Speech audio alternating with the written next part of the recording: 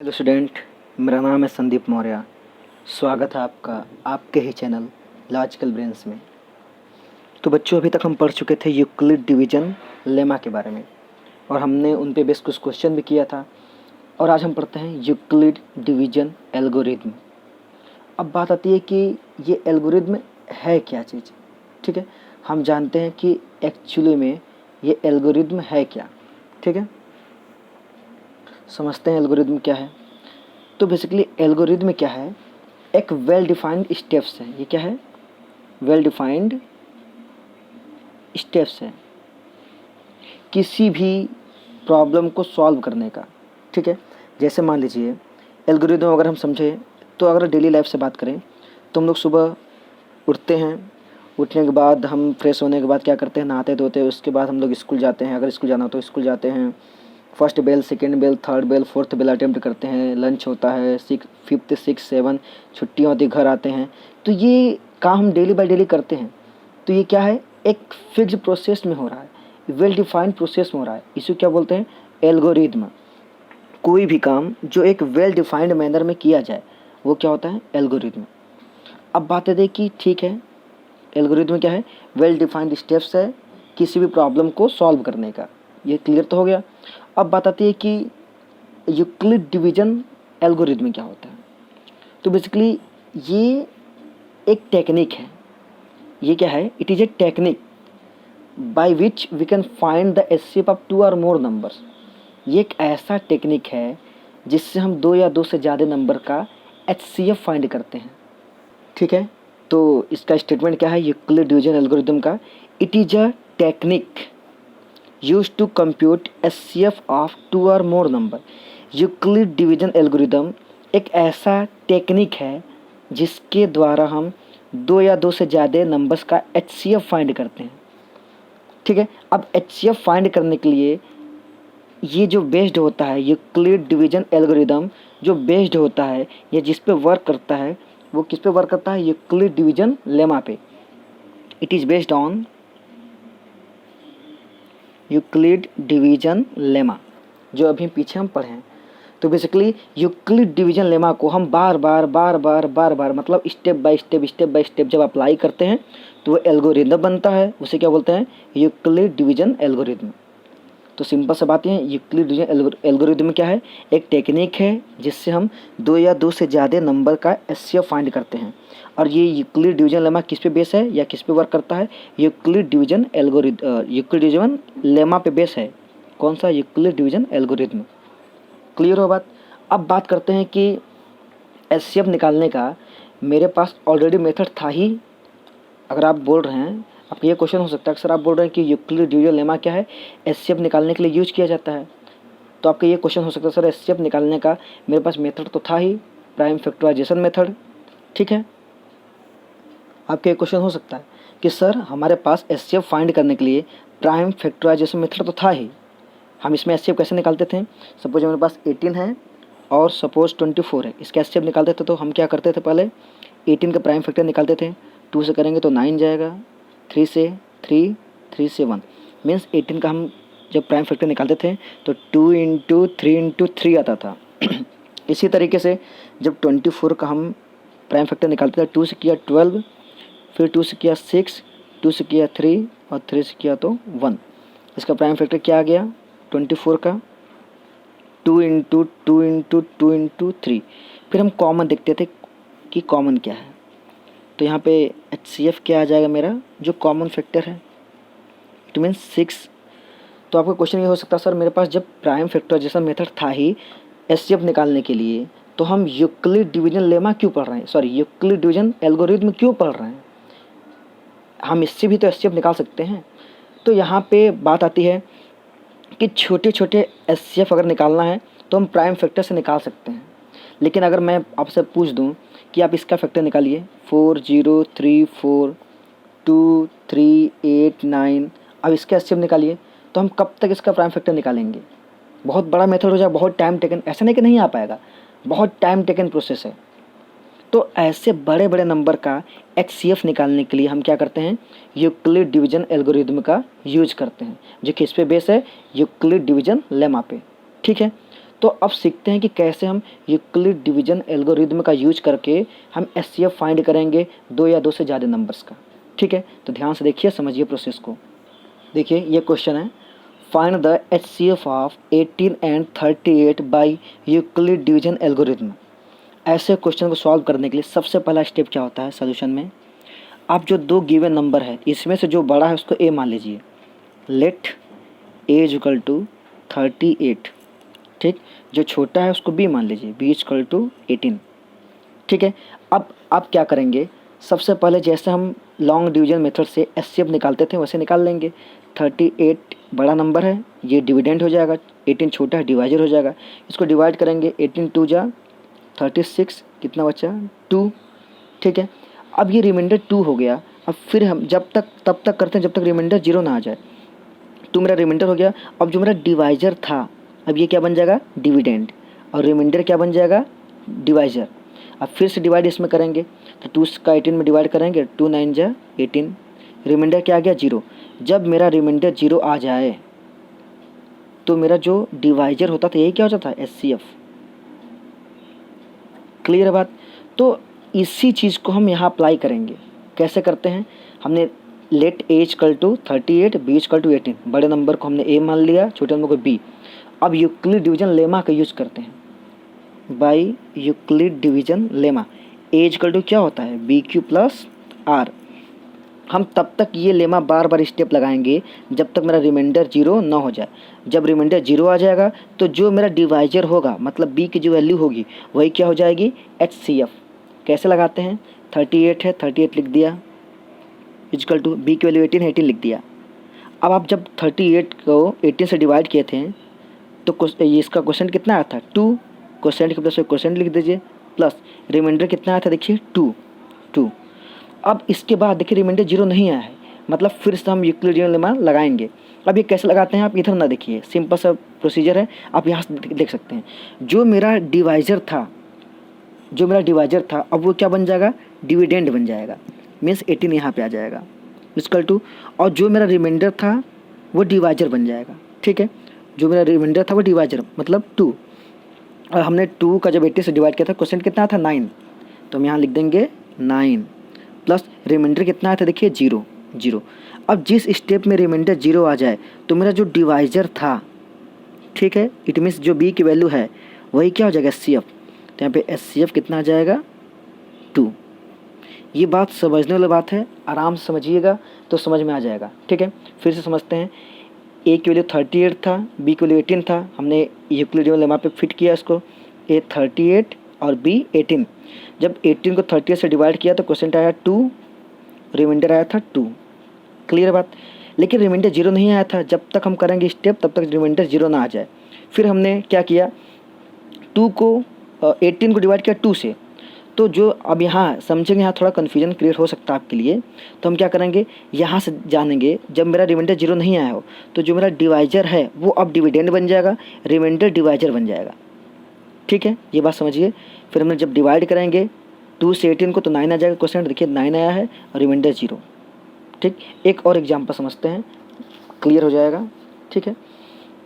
Example number 2, second question है, find the HCF of 15 and 24 by Euclid division lemma. देखिए मैं छोटा number ले रहा हूँ आपको समझाने के लिए, आप एक बार समझ जाएंगे तो बड़े बड़े नंबर भी लेके सॉल्व कर सकते हैं। सेम कहानी हम क्या करेंगे, ए इक्वल टू हम लोग लेट कर लेंगे, a equal to 24 and B equal to 15, ठीक है। तो by Euclid division lemma A equal to क्या होता है, बी क्यू प्लस आर। अब ए की वैल्यू कितनी है, 24 रख दिया, बी कितना है 15। अब आप पहले डिवाइड कर लीजिए, ऐसे हेल्प आप डायरेक्ट भी कर सकते हैं लेकिन डिवाइड करने से हेल्प मिल जाता है। 24 को अगर हम 15 से डिवाइड करेंगे, 15 बन जाए 15, ठीक है। यहाँ कितना बच जाएगा 9, ठीक है, 14 5 9 बचा। इसके बाद अब देखिए यहाँ पे रिमाइंडर 0 नहीं आया तो जो मेरा डिवाइजर था अब वो डिविडेंड बन जाएगा, ये बात ध्यान देना है। फिर 9 बन जाए 9, ठीक है। यहाँ कितना हो जाएगा 6 बच गया, फिर से रिमाइंडर 0 नहीं आया, फिर डिवाइजर डिविडेंड बन जाएगा, 6 बन जा 6, फिर 3 बच गया, फिर से डिवाइजर जो डिविडेंड बन जाएगा, ठीक है। 3 2 जा 6, ये रिमाइंडर कितना आ गया 0। अब मेरा जब रिमाइंडर 0 आ जाता है, समझ में आ रहा है ना आपको, जब रिमाइंडर मेरा 0 आ जाता है तो एचसीएफ क्या होता है, डिवाइजर। यही क्या है, डिवाइजर जो बी है मेरा, एचसीएफ कितना आ जाएगा, 3। अब इसी चीज़ को हम यूक्लिड डिवीजन लेमा में फिट करते हैं। कैसे, देखिए हमने 24 को 15 से डिवाइड किया तो मेरा क्वेश्चन कितना आया था, क्वेश्चन की कितना आया था 1, प्लस रिमाइंडर कितना आया था 9। ध्यान दीजिए बात को, एक एक स्टेप बहुत आराम से करना है, संभल के, ठीक है। अगर आप स्टेप को संभल करेंगे तो आपको कोई दिक्कत नहीं होगा। अब हमने क्या बोला था कि जब रिमाइंडर 0 ना आए तो जो मेरा डिवाइजर था वो डिविडेंड बन जाएगा, 15 आ जाएगा यहाँ पे, और जो रिमाइंडर था वो क्या बन जाएगा, डिवाइजर। फिर देखिए 9 को हमने 15 से डिवाइड किया था तो क्वेश्चन कितना आया था 1, रिमाइंडर कितना आया था, देखिए 6। क्लियर बात। फिर रिमाइंडर 0 नहीं आया, फिर से क्या करेंगे, जो डिवाइजर था ये डिविडेंड बन जाएगा, जो रिमाइंडर था वो क्या बन जाएगा, डिवाइजर। फिर से हमने डिवाइड किया था 6 को 9 से तो क्वेश्चन कितना आया था 1, और रिमाइंडर कितना आया था 3, ठीक है। फिर रिमाइंडर 0 नहीं आया, फिर क्या करेंगे, फिर मेरा जो डिवाइजर था ये डिविडेंड बन जाएगा, ठीक है। जो मेरा डिवाइजर था ये डिविडेंड बन जाएगा, और जो मेरा रिमाइंडर था ये डिवाइजर बन जाएगा। फिर हमने 3 को 6 टाइम लिया तो 2 टाइम्स गया था, प्लस यहाँ रिमाइंडर 0। जैसे ही रिमाइंडर 0 आया था, जो मेरा बी के वैल्यू था वही क्या हो गया था, एचसीएफ। तो एचसीएफ कितना हो गया था 3। तो हम लिख सकते हैं that is HCF of 15 and 24 is 3। तो देखिए बिल्कुल सिंपल है, आप डिवाइड करके वेल डिफाइन स्टेप धीरे धीरे देखिए स्टेप बाय स्टेप करते रहिए।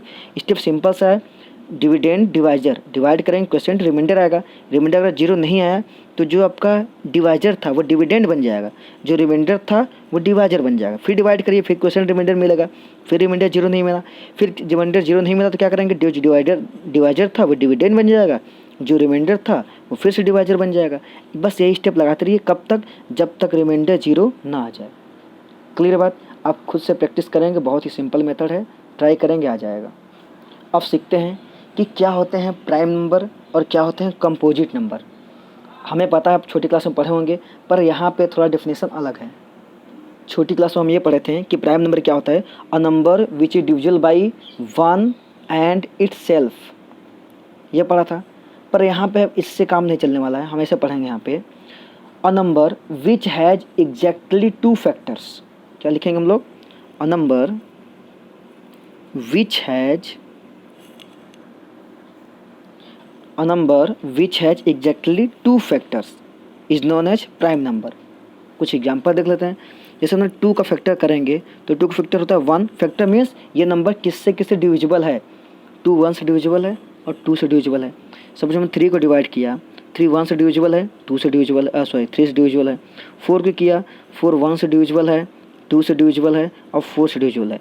अब हम यहाँ देख रहे हैं डेफिनेशन क्या लिखा है, a number which has exactly 2 factor. Exactly 2 factor है, यहाँ 2 फैक्टर मतलब ये दोनों प्राइम है। पर यहाँ देखिए 3 फैक्टर है, एग्जैक्टली 2 फैक्टर नहीं है, यहाँ 3 फैक्टर है, मतलब मोर देन 2 फैक्टर है, तो ये प्राइम नंबर नहीं है। सपोज हम 6 को चेक करते हैं तो 1 से डिविजिबल है, 2 से, 3 से, 6 से, यहाँ से 4 फैक्टर हो गया तो ये भी प्राइम नहीं है। 7 को चेक करते हैं, 7 1 से डिविजिबल है और 7 से डिविजिबल है, इसके 2 फैक्टर है तो ये प्राइम है। इसका मतलब कि कोई भी नंबर जिसके केवल 2 ही फैक्टर हों वो क्या है, प्राइम नंबर है। तो प्राइम नंबर क्या क्या है आपके, 2 हैं, 3 5 7 11 13 17 19, ऐसे ही बढ़ता जाएगा। ठीक है, आप देख लेंगे जिस भी नंबर के केवल 2 ही फैक्टर है, एग्जैक्टली 2 फैक्टर हैं, वो क्या होगा, प्राइम नंबर होगा। अब पढ़ते हैं कंपोजिट नंबर क्या होते हैं। देखिए कंपोजिट नंबर को ऐसे डिफाइन किया गया है, a number which has 2 or more than 2 factor other than 1, 1 के अलावा। देखिए कंपोजिट नंबर का डेफिनेशन क्या है, a number which has 2 or more than 2, which has 2 और मोर देन 2 फैक्टर, 2 हो या 2 से ज़्यादा फैक्टर हो, अदर देन 1, 1 के अलावा मतलब 1 के छोड़कर। सपोज हमने 4 का फैक्टर किया था तो 4 फैक्टर क्या आया था, 1 2 और 4। इसके कितने फैक्टर हैं, 3 फैक्टर हैं, लेकिन ये क्या बोल रहा है, a number which has 2 or more than 2 factor, 2 हो या 2 से ज़्यादा हो, 1 के अलावा, मतलब हमको 1 को ना लेंगे, वन को कंसीडर ना करें, कितने फैक्टर बचे हैं? 2 फैक्टर। तो बोला 2 और मोर देन 2, 2 तो फैक्टर है ना, 2 या 2 से ज़्यादा फैक्टर होना चाहिए। तो यहाँ पे है, 1 को छोड़कर 1 को नहीं लिया तब भी 2 फैक्टर हैं। 2 से ज़्यादा होते हैं या 2 होते तो क्या होता? कंपोजिट नंबर होता। तो yes, it is a composite number. Suppose हम ले रहे हैं 9, ठीक है, 9 नहीं लेते, सपोज ले लिया 12, हमने ले लिया। हमने 12 को देखा, फैक्टर 1 आया, 2, 3, 4, 6 और 12। तो इसके 1 को अगर छोड़ दें तो इसके 2 आर मोर देन 2, इसके मोर देन 2 फैक्टर हैं। तो ये भी क्या है? Prime number, sorry composite number है। इसका मतलब वो सभी नंबर जिसके 2 या 2 से ज़्यादा फैक्टर हो 1 को छोड़ करके, वो क्या होते हैं? Composite number. क्लियर हुआ बात? बहुत सिंपल है, वेरी सिंपल, आराम से समझिए इसको और कॉपी में नोट जरूर कर लीजिएगा। प्राइम नंबर, कंपोजिट नंबर पढ़ने के बाद हमारा एक बहुत इंपॉर्टेंट टॉपिक हमारा आता है उसके बाद, फंडामेंटल थ्योरम ऑफ अरिथमेटिक, इसको बोलते हैं FTA। ये वेरी इंपॉर्टेंट है, फंडामेंटल थ्योरम ऑफ अरिथमेटिक। इसका स्टेटमेंट क्या बोलता है कि किसी भी कंपोजिट नंबर को हम प्राइम फैक्टर्स के फॉर्म में लिख सकते हैं। किसी भी कंपोजिट नंबर को हम क्या करते हैं? प्राइम फैक्टर के फॉर्म में लिख सकते हैं, ठीक है। और वो प्राइम फैक्टर यूनिक होगा। अगर इसका स्टेटमेंट लिखें तो क्या लिखते हैं? देखिए इसका स्टेटमेंट क्या है, बहुत simple. Every composite number can be expressed या फैक्टराइज, एक्सप्रेस करें या फैक्टराइज करें, as a prime product of prime numbers. अगर हम क्या करें, किसी भी कंपोजिट नंबर को प्राइम फैक्टर के फॉर्म में, प्राइम नंबर्स के फॉर्म में लिखें तो जो फैक्टराइजेशन आएगा वो यूनिक होगा, ऑर्डर मैटर नहीं करता। किसी भी ऑर्डर में लिखें हम, लेकिन उसका फैक्टराइजेशन क्या होगा? वो यूनिक होगा, ठीक है। क्या मतलब इसका, समझते हैं एग्जाम्पल से। सपोज हमने 12 का भी फैक्टर किया था, प्राइम फैक्टर निकालेंगे 12 का तो कितना फैक्टर आएगा 12 का? 12 करेंगे 2 से करेंगे तो 6 आएगा, फिर 2 से करेंगे 3 आएगा, 3 से करेंगे तो 1, मीन्स 2 इंटू 2 इंटू 3। हम देखिए इसको ऐसे लिखें या 3 इंटू 2 इंटू 2 ऐसे लिखें, या फिर 3 इंटू, देखिए 2 इंटू 3 इंटू 2। देखिए ऑर्डर मैटर नहीं करेगा, है तो वही नंबर ना, वही लिखा है, ऑर्डर डजंट मैटर, ठीक है। लिखा है every composite number can be express as a product of prime numbers. हम कंपोजिट नंबर को प्राइम नंबर के प्रोडक्ट फॉर्म में लिख सकते हैं, ऑर्डर मैटर नहीं करेगा। और ये जो फैक्टराइजेशन होगा यूनिक होगा। यूनिक मतलब क्या कि अब ये फैक्टराइजेशन 2 इंटू 2 इंटू 3 और किसी नंबर का नहीं आ सकता। अब दुनिया कोई नंबर उठा लीजिए, हम सपोज 14 का फैक्टर करना चाहेंगे प्राइम फैक्टर, तो आएगा 2 इंटू 7। तो 2 इंटू 7 बस इसी का इकलौता फैक्टर रहेगा। हम इसको 7 इंटू 2 लिखें या 2 इंटू 7, ऑर्डर मैटर नहीं करेगा, पर जो प्राइम नंबर का प्रोडक्ट होगा वो यूनिक होगा, मतलब और किसी भी नंबर का ये प्राइम फैक्टर नहीं आ सकता, ठीक है। सिंपल सा मतलब है कि किसी भी कंपोजिट नंबर को हम प्राइम फैक्टर के फॉर्म में लिख सकते हैं और जो प्राइम फैक्टर आएगा वो यूनिक होगा, ऑर्डर मैटर नहीं करेगा। सिंपल सी बात है, समझ में आ गया होगा। अब इसके बेस पे, fundamental theorem of arithmetic base पे कुछ क्वेश्चंस आते हैं जो बोर्ड के लिए बहुत इंपॉर्टेंट है, उसको देखते हैं। देखिए जो सबसे पहला क्वेश्चन पूछेगा फंडामेंटल थ्योरम ऑफ अरिथमेटिक पे, वो क्या पूछेगा? इस टाइप से क्वेश्चन पूछेगा, explain why this number is a composite number, कि ये जो नंबर है ये कंपोजिट नंबर क्यों है, ऐसा क्वेश्चन पूछेगा। तो हम ऐसे क्वेश्चन कैसे सॉल्व करेंगे, बिल्कुल आराम से समझ के देखिएगा। सोल्यूशन, हमको गिवन क्या क्या है, हमको जो नंबर गिवन है उसे लिख लेते हैं। गिवन है में नंबर क्या है? 6 into 5 into 4 into 3 into 2 into 1 plus 6, number लिख लिया। अब देखिए प्लस लिखा रहेगा तो प्लस के इधर का नंबर इधर का नंबर 2 टर्म्स में बढ़ गया। अब देखें दोनों में कॉमन क्या है, देखिए 6 दोनों में कॉमन है, 6 को बाहर निकाल लिया तो हमको बचा क्या मेरे पास? 5 इंटू 4 इंटू 3 इंटू 2 इंटू 1 और प्लस का 6 निकाल लिया तो यहाँ भी तो 1 बचेगा। क्लियर बात? 6 इंटू, अब देखिए इसका अगर मल्टीप्लाई करेंगे तो 5 4 जा 20, 23 जा 60, 62 जा 120, 120 हो जाएगा और प्लस का 1 तो है ही, ठीक है। अब ये कितना हो जाएगा? 6 इंटू 121। अब ध्यान से देखिएगा, ये नंबर था, हमने इसको जब सॉल्व किया तो इतना आ गया। अब कंपोजिट नंबर प्रूव करना है, हम डेफिनेशन क्या जानते हैं? ऐसा नंबर जिसके 2 या 2 से ज़्यादा फैक्टर हो सके। देखिए इसके 2 फैक्टर हैं कि नहीं, इस नंबर के 2 फैक्टर हैं अदर देन 1। हमने डेफिनेशन क्या पढ़ा था? अ नंबर विच हैज़ 2 और मोर देन 2 फैक्टर, अदर देन 1, देखिए 2 फैक्टर है कि नहीं, 1 के अलावा इसके पास 2 फैक्टर है कि नहीं, तो ये कंपोजिट नंबर है। लिखेंगे it has 2 factor other than 1, other than 1, therefore it is a composite number. बिल्कुल सिंपल है, आपको एक के अलावा 2 फैक्टर दिख जाए आपको, ठीक है, तो हम क्या बोलेंगे, वो कंपोजिट नंबर है, क्योंकि डेफिनेशन तो यही बोलता है कि कंपोजिट नंबर क्या होते हैं, ऐसे नंबर जिसके 2 या 2 से ज़्यादा फैक्टर हो 1 के अलावा। तो देखिए 2 या 2 से ज़्यादा फैक्टर, 2 फैक्टर है तो 2 फैक्टर, या 2 से ज़्यादा फैक्टर, 2 फैक्टर है तो 1 के अलावा। क्लियर है बात। इस टाइप के प्रॉब्लम जितने भी आएंगे, एनसीईआरटी में कुछ प्रॉब्लम है, आप यही सेंटेंस लिखिएगा, it has 2 factor other than 1, therefore it is a composite number. Simple सा। एक और टाइप का क्वेश्चन बहुत ही कॉमन है, जो वेरी इंपॉर्टेंट है, वो हमेशा पूछता है कि देखें, ये क्वेश्चन बहुत ही कॉमन पूछता है कि प्रूव दैट बोले या शो दैट बोले 6 power n can not end with the digit 0। 6 power n क्यों 0 पे इंड नहीं होगा, ये आप शो करिए। Where n is some natural number, n क्या है, कोई नेचुरल नंबर है, मतलब 6 पावर n किसी भी, हम n की वैल्यू चाहे 1 रखें, 2 रखें, 3, कोई भी नेचुरल नंबर रख दें, ये कभी 0 पे इंड नहीं होगा, ये हमको प्रूव करना है। अच्छा, ऐसे क्वेश्चन करने से पहले एक कंसेप्ट समझते हैं कि जो नंबर 0 पे इंड होते हैं उनमें खासियत क्या होती है। ठीक है, हमने देखा 10 जो है 0 पे इंड हो रहा है, इसका खासियत क्या है, इसका प्राइम फैक्टर करेंगे तो 2 × 5 आएगा। 20 देखिए 0 पे इंड हो रहा है, डिजिट देखिए 0 पे इंड हो रहा है, मतलब डिजिट इसके बाद 0 हो, इसका फैक्टर करेंगे तो 2 × 5 आएगा। कोई नंबर और ले लें, सपोज 50 ले लिया, ये भी 0 पे इंड हो रहा है, इसका फैक्टर करेंगे तो 2 × 2, ठीक है, इंटू 5 × 2 × 25 10, तो इसका फैक्टर आ जाएगा 2 × यहाँ 5 कर लीजिए, 2 × 5, 2 × 5 × 5। ठीक है, तो हम एक बार तो देख रहे हैं कि जो भी नंबर 0 पे इंड हो रहे हैं, ठीक है, उनके पास क्या है, 2 और 5, 2 और 5, 2 और 5 कॉमन फैक्टर हैं। ठीक है, हमको ये बात समझ में आ गया कि किसी भी नंबर के पास 2 और 5 प्राइम फैक्टर अगर होगा तो वो 0 पे एंड होगा, सिंपल सी बात है। ठीक, तो हम चेक कर लेते हैं इसके प्राइम फैक्टर में 2 और 5 है क्या, एकदम सिंपल मेथड।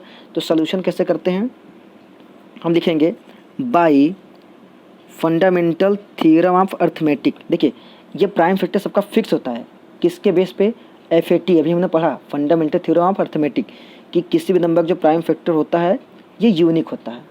ठीक है, तो अकॉर्डिंग टू या bye fundamental theorem of arithmetic हम प्राइम फैक्टर 6 निकालते हैं। ठीक है, prime factor of 6 power n, तो 6 का फैक्टर क्या होता है, 2 × 3 की पावर n है, तो पावर n लगा देंगे, इसको ओपन करेंगे तो 2 की पावर n हो जाएगा, इंटू 3 की पावर n हो जाएगा। हम देख क्या रहे हैं कि 6 की पावर n के प्राइम फैक्टर में 2 तो है बट 5 नहीं है, लेकिन हम सीखे क्या है अभी कि 2 और 5 दोनों होना चाहिए अगर कोई नंबर 0 पे इंड हो रहा है तो, पर यहाँ तो 2 तो है बट 5 तो है नहीं। तो हम लिखेंगे, एक लैंग्वेज लिखेंगे कि if a number end with 0, if a number end with digit 0, then it must have 2 and 5 as a prime factor। Prime factor में 2 और 5 होना ही चाहिए, बट अब यहाँ देख रहे हैं क्या, 6 power n does not has 5 as a prime factor,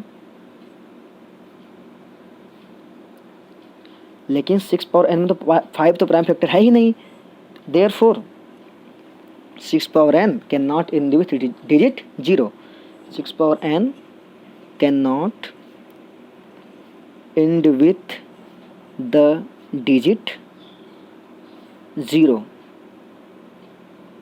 मतलब ये 0 पे इंड नहीं होगा। For any integer, for any natural number n, simple सी बात है, एक बार फिर समझाता हूँ। कोई भी नंबर देखिए यहाँ पे 6 पावर n दिया है, 4 की पावर n दे सकता है, 12 की पावर n दे सकता है, 11 की पावर n, कुछ भी दे दे। अगर पूछे आपसे कोई नंबर 0 पे एंड होगा या नहीं होगा, प्रूव करो। 6 power n can not and with digit 0, ये प्रूव करना है। सिंपल सा आप 6 पावर n का प्राइम फैक्टर निकालेंगे, चेक करेंगे इसके प्राइम फैक्टर में 2 और 5 होना चाहिए, क्योंकि कोई नंबर अगर 0 पे एंड हो रहा है उसमें 2 और 5 प्राइम फैक्टर होता ही है। बट इसके प्राइम फैक्टर में तो 5 तो देखिए 2 और 5 होना चाहिए, but 6 power n does not has 5 as a prime factor. इसके प्राइम फैक्टर में 5 तो है ही नहीं, तो ये 0 पे एंड नहीं होगा, सिंपल सी बात है। ठीक है, आशा करता हूँ दोनों क्वेश्चन को समझ में आए होंगे। उस टाइप के क्वेश्चन किस पे पूछते हैं? Fundamental theorem of arithmetic. अब हम पढ़ते हैं एलसीएम और एचसीएफ के बारे में, कंसेप्ट इसका कि किसी दो नंबर का हम एलसीएम एचसीएफ कैसे निकाल सकते हैं प्राइम फैक्टराइजेशन के हेल्प से। ठीक है, concept of LCM and HCF example से समझते हैं। सपोज हमने बोल दिया कि find the LCM of and HCF, दोनों पूछ दिया, ऑफ 18 एंड 24। सपोज इस नंबर का हमको एलसीएम भी निकालना है और एचसीएफ भी निकालना है, लेकिन प्राइम फैक्टराइजेशन मेथड के हेल्प से। तो कैसे निकालेंगे? या बहुत सारे नंबर होते हैं जिनको हम देख करके, प्राइम फैक्टर को देख करके हम कैसे बताएं कि एचसीएफ क्या होगा और एलसीएम क्या होगा? बड़ी ही सिंपल मेथड से बताएंगे, आप समझिएगा। सॉल्यूशन देखिए, 18 मेरे पास नंबर है, इसका प्राइम फैक्टर निकालते हैं। 2 से करेंगे 9 आएगा, 3 से करेंगे तो 3 आएगा, 3 से करेंगे 1। हम 18 को क्या लिख सकते हैं? 2 × 3 × 3, या फिर हम 18 को लिख सकते हैं 2 × 3 कितने हैं? 2, तो 3 की पावर 2 बिल्कुल लिख सकते हैं। आप ऐसे ही फॉर्म में लिखेंगे हमेशा। ठीक है, और 24 को लिखते हैं। 24 को अगर हम प्राइम फैक्टर निकालते हैं 24 का, तो 2 से करेंगे 12 आएगा, 2 से करेंगे तो फिर 2 से करेंगे 6 आएगा, 2 से करेंगे 3 आएगा, 3 से करेंगे 1। तो हमने देखा इसका फैक्टर क्या आ गया? 2 × 2 × 2 × 3। इसका मतलब क्या? 1 2 3, मतलब 2 की पावर 3 लिख सकते हैं, इंटू 3 तो है ही। अब ध्यान समझिएगा, अगर हमको LCM निकालना है तो क्या करेंगे? जो दोनों में कॉमन हो उसका बड़ा पावर, ग्रेटर पावर, और जो दोनों में ना हो उसको भी। ध्यान समझिएगा, एलसीएम के लिए क्या करते हैं? जो दोनों में कॉमन हो उसका बड़ा पावर। तो जो दोनों में कॉमन हो, देखिए 2 दोनों में कॉमन, इसका बड़ा पावर क्या है? 2 की पावर 3, तो 2 की पावर 3 लिख देंगे, इंटू दोनों में 3 कॉमन है, बड़ा पावर क्या है? 2 की पावर 3 की पावर 2। ठीक, सपोज यहाँ पे 7 होता तो एलसीएम में हम 7 भी लिखते हैं, क्योंकि इसका रूल क्या है? जो दोनों में कॉमन हो उसका बड़ा पावर, और जो ना हो वो भी, वो एलसीएम का रूल होता है। ये मतलब मेथड है पता करने का। क्योंकि 7 है ना, 7 को हटा दिया हमने, तो एलसीएम क्या हो जाएगा? 2 की पावर 3 मतलब क्या? 8 हो जाएगा, इंटू 9, 9 8 जा 72। ये हो गया एलसीएम। अगर एचसीएफ निकालना होता तो एचसीएफ क्या होता है? जो दोनों में कॉमन हो। देखिए 2 यहाँ पे है, यहाँ 2 पावर 3 है, पर कॉमन क्या है? 2 कॉमन है। 3 यहाँ पे है, 3 स्क्वायर यहाँ पे, कॉमन क्या है? 3 कॉमन है, तो 6। एचसीएफ आ गया 6, एलसीएम में आ गया 72। बहुत सिंपल मेथड है। एक और समझते हैं। देखिए ये बहुत ही इंपॉर्टेंट क्वेश्चन, ध्यान समझिएगा। दिया कि लेट ए इक्वल टू, इसका फैक्टर ये दे दिया, and B equal to this, find LCM and HCF of A and B. Simple है, देखिए कैसे करते हैं। एलसीएम निकालने के लिए सोल्यूशन देखिए, हम एलसीएम अगर ए और बी का निकालें तो सबसे पहले देखते हैं क्या, पहले लिख लेते हैं ए कितना है मेरे पास? 3 का स्क्वायर इंटू 2 की पावर 4 इंटू 5। बी कितना है देखिए, हम सामने सामने नंबर लिख दे, 2 की पावर 3 यहाँ लिख दिया, 3 का स्क्वायर, 3 का क्यूब यहाँ लिख दिया, 5 के सामने 5 लिख दिया, और 7। देखिए ए का सारा नंबर हमने यहाँ लिख दिया, फैक्टर यहाँ लिख दिया, अब बी का प्राइम फैक्टर हमने यहाँ लिख दिया। ठीक है, अब हमको अगर एलसीएम चाहिए, हमने क्या बताया था एलसीएम में? जो दोनों में हो उसका बड़ा पावर, और जो ना हो उसको भी लेते हैं। हम इसको हिंदी में लिख देते हैं। देखिए हमें एलसीएम निकाला था ए बी का, हमने क्या लिखा है? जो दोनों में हो उसका बड़ा पावर, जो दोनों में कॉमन हो उसका बड़ा पावर, और जो ना हो उसे भी। ठीक है, क्या मतलब हुआ? एलसीएम के लिए देखते हैं, जो दोनों में हो उसका बड़ा पावर, उसका बड़ा पावर। देखिए 3 दोनों में बड़ा कौन है? 3 की पावर 3 बड़ा है, तो 3 की पावर 3 लिख दिया, इंटू 2, देखिए दोनों में है बड़ा पावर कौन है? 4 वाला, 2 पर 4 लिख दिया, इंटू देखिए 5 दोनों में बड़ा पावर कौन है, 5 पावर 2, जो दोनों में उसका बड़ा पावर लिख दिया हमने। अब देखिए 7 दोनों में नहीं है, जो ना हो उसे भी, जो ना हो मतलब 7 नहीं है तो उसको भी लिखो, ये मतलब होता है एलसीएम का। जो दोनों में उसका बड़ा पावर पर जो ना हो उसको भी, तो 7 नहीं था उसे भी लिख दिया, सिंपल सा। HCF निकालना होगा ए बी का, तो जो दोनों में कॉमन हो, कॉमन क्या भैया, 3 स्क्वायर इसमें है, 3 का क्यूब है, इसमें से स्क्वायर तो निकाल सकते हैं, मतलब 3 स्क्वायर दोनों में है तो 3 का स्क्वायर हो जाएगा, इनटू देखिए 2 का 4 यहाँ पे 2 का 3, मतलब 2 का 3 दोनों में है, 2 का 3 ले लिया, इनटू 5 और 5 स्क्वायर मतलब 5 दोनों में है, 5 और कुछ नहीं है, ख़त्म। तो ये HCF हो गया, वेरी सिंपल, बहुत ही सिंपल क्वेश्चन, ध्यान समझिए, एकदम सिंपल है। देखिए एक और एग्जांपल लेते हैं, find the LCM and HCF of P and Q if P is equal to this and Q is equal to this. देखिए एलसीएम और HCF दोनों पूछा है, एक पूछा तो एक भी निकाल लेते हैं।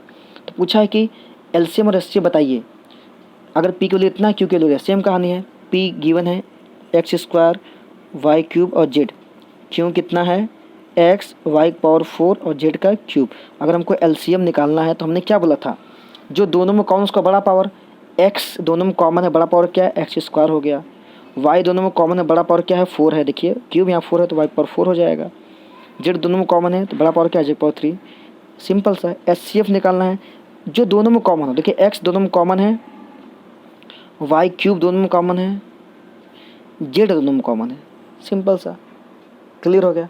अब हम पढ़ते हैं एलसीएम HCF ऑफ 2 नंबर, मतलब पढ़ते हैं क्या, relation between 2 number and their LCM and HCF, relation between 2 number and their LCM और HCF। नेक्स्ट टॉपिक हमारा ये है, देखिए हमारा नेक्स्ट टॉपिक क्या है, relation between 2 numbers and their LCM and HCF, means 2 number और उनके एलसीएम और HCF में क्या रिलेशन होता है।